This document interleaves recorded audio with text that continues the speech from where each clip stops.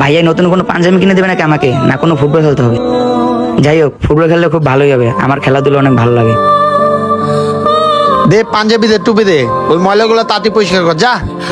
কি, ভাইয়া দেখে আমাকে কাজ করাতে নিয়ে আসছে? আচ্ছা, কাজ করতে থাকি, কাজ শেষ হলে আমাকে খেলতে নিয়ে যাবে। দেখে শুনে কাজ করে, নাহলে হাতটা কেটে যাবে। আর ইটগুলা কিভাবে পড়ে গেল বুঝলাম না, ইটগুলা তাঁতি গুছা রাখি, মালিক দেখলে আবার চিলাচিলি করতে পারে। হেই, বস্তার ওই পাশে দিয়ে দিলাম আমার, ধর তুই। হ্যাঁ এদিকে আয়, ওই ইটগুলো একটু সুন্দর করে গুছাতো আমার সাথে, যা চালু যা।